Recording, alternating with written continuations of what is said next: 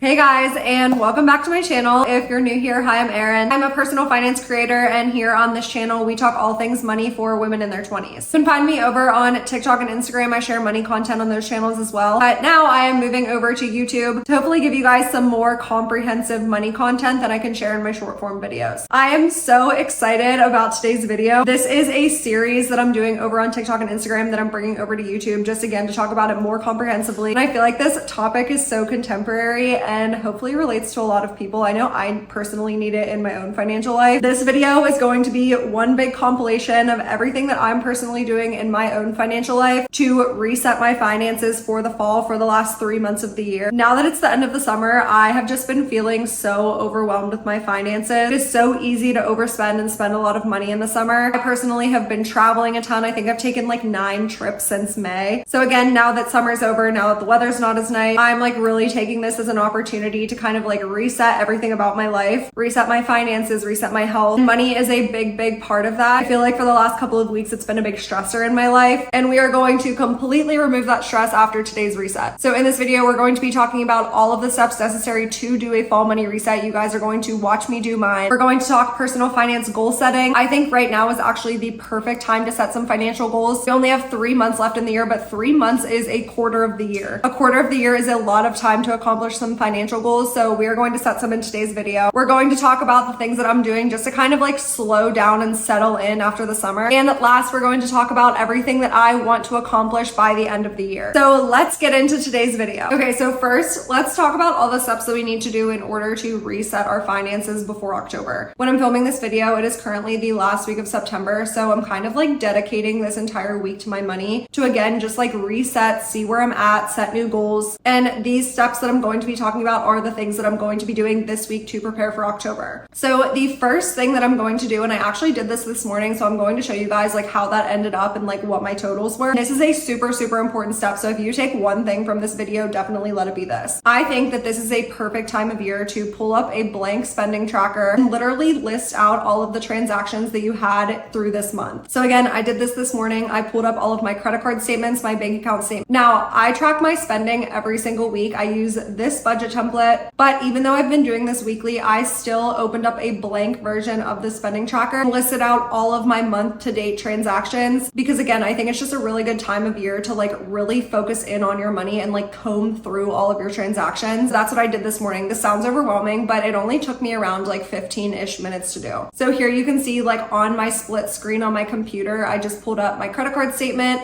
and then I pulled up this spending tracker and I just started listing out everything that I spent my money on this month. Doing this was so eye-opening. Like I said, I've been really overwhelmed with my finances for the past couple of weeks, but once I got through it, like yes, the total was high, and yes, I identified areas where like I definitely want to cut back on my spending in the fall, but it wasn't anything like earth-shattering. Like my income was still greater than my expenses. Also in this total, my semi-annual car insurance did hit this month, which was about like $800-ish, and that was included in this total, so I'm not like terribly upset at how this turned out. Just off the bat, some of the areas where I see that I can improve, for some reason I spent $515 at the grocery store this month. I will say we like hosted a couple of times this month, and we also went to a tailgate, so I was like making a bunch of food for that. And we were traveling the first weekend of September, which I feel like always ends up throwing off my groceries because I like get groceries twice in a week, or I like order grocery pickup or something. Also, I spent $771 shopping this month. I ended up getting invited to a black tie event, and I don't have a black tie dress in my closet, so I spent $215 on a black tie dress. So the shopping was definitely over budget, but looking through my transactions, I'm like not terribly upset with like the purchases that I made. So after I went through and did that, I'm already feeling a lot better about my financial situation. So that is step 1 of our fall money reset. Step 2 is to go through all of your bills and all of your subscriptions. So this might sound a little bit intuitive, but there's actually a lot to it. You're going to look through both your monthly bills and subscriptions and also your annual ones. I feel like a lot of people forget about the annual ones. For me, these are things like, again, I pay my car insurance once every 6 months. Some of my credit cards have annual fees that I pay. I pay some of my subscriptions on an annual basis, like Apple Music, like fitness app that I have, I pay on an annual basis. So I want you to go through and write out all of the bills and subscriptions that you have for both a monthly basis and an annual basis. For the monthly ones, I want you to go through and cancel the ones that you don't use. For me, one that I ended up canceling was I signed up for that like meal kit delivery service called Factor over the summer, and I really just don't get enough value out of the the meals for the amount of money that I spend. So I canceled that subscription. And then for the annual ones, I noticed that I have a credit card with an annual fee that I don't use a ton. So that annual fee is going to hit in December. I will be canceling that this week. And then last, for your semi-annual or your annual bills or subscriptions, you're going to make a plan for how you're going to save up for those. So for example, with my car insurance, it's about $780 every 6 months. So every single month I put about $150 into a separate sinking fund in my high yield savings account to save for that car insurance payment when it comes up. Moving on to step 3 of our fall money reset. I said it at the beginning of this video, but I want money to be your number one priority, especially this month, but honestly all throughout the fall. And to do that, I want you to be tracking your expenses every single day for the entire month of October. This is something that I'm going to be doing to kind of like reset my finances, and I think it's a good idea for anyone who like wants to feel more in control with their money. What I'm doing for the month of October is I'm getting a blank monthly calendar. I'm opening it up to a blank month, and this is going to be strictly my money calendar for the entire month of October. So every day in October, I'm going to have this planner open and I'm going to be listing out all of my transactions as I'm spending on them. Again, I usually do this on a weekly basis. I come into this spending tracker in my budget template and I list out all of my transactions once a week. But since I want money to be a bigger priority for me this month, I think doing it on a daily basis is going to do more to hold me accountable for my purchases and like impact my spending behavior. So what I'm going to be doing is, again, every single day I'm going to be tracking my spending in this calendar, and then once a week I'll pull all of the transactions from that entire week into my template so I still have all of the data, but I'll be tracking it on a daily basis in this calendar. Step 4 is to organize your finances, and there's a couple different parts that go into getting organized with your money. So first is kind of an obvious one. It's your usernames and passwords. Does it stress you out when you like forget your usernames and passwords for some of your financial accounts? Since we're getting organized with our finances, I think it's a good idea to just jot down your usernames and passwords somewhere so that 1, you know where all of your accounts are, and 2, you know how to access them. Second, this is an underrated one, but having the app for all of the financial accounts that you use and keeping them in one organized folder in your phone. So for example, my banking apps, I use Capital One, I use Chase. Investment accounts, I use Charles Schwab, I use Vanguard. It's a big game changer for me to even have these apps on my phone so that I'm more cognizant of them, but then also just like keeping them in one big finance folder in my phone so that I can easily access them. So if you do use my budget template or any other template that uses Google Sheets, having the Google Sheets app on your phone and keeping it in that finance folder will remind you to go into that sheet more often and track your spending. The third step of getting organized with your finances is kind of a bigger step, but it's simplifying the products that you use, specifically the providers. I'm talking things like your bank accounts, your credit card, your investment account. The more providers that you have and the more different websites you have to go to, the different apps you have to go to, the more of those that you have makes your financial system more complex. For example, I use Capital One for my checking account, all of my high yield savings accounts, and one of my credit cards, because I like being able to just go to the Capital One website or app and seeing this huge dashboard of all of my different financial accounts. Again, every different provider that you add into your financial system makes it more complex. So to reset your finances this month, I would suggest just listing out all of the different account providers that you use for things like your bank accounts, your checking accounts, your high yield savings accounts, your investment accounts, your credit cards, and seeing which ones you can eliminate to make your financial system more simple. And the last step of getting organized with your finances is automation. So there are a few different parts of your financial system that you can automate to make your life easier. Some of the ones that I personally use are things like auto pay. So every single month I don't have to worry about paying my bills like my rent, my utilities, because I have auto pay set up. Also, auto pay for your credit cards to pay off the entire statement balance. Now, I use my credit cards for 99% of my spending. Anything that can possibly go onto a credit card goes on my credit card. I do this to get the points, but I want to make sure that I'm not getting into credit card debt with my regular monthly spend. So I have auto pay set up to pay the entire statement balance by the statement due date so that I'm never paying any interest and I'm not getting into credit card debt on my credit cards. Another piece of your financial system that you can automate is your savings transfer. So a lot of different banks allow this. Again, I use Capital One for both my checking and my high yield savings account. And I have auto transfer set every single month to automatically take money from my checking account into my different high yield savings accounts to save for different savings goals. For example, it's in my budget that I want to save $300 a month for vacations. So So I have an auto transfer set for $300 to go from my checking into my vacation sinking fund. And last is automating your investments. Something like your 401k is probably already automated because it's coming out of your paycheck before it hits your bank account. However, if you're investing in anything like an IRA, a Roth IRA, a brokerage account, depending on the account provider you use and also what you invest in, you can potentially set it up to automatically take money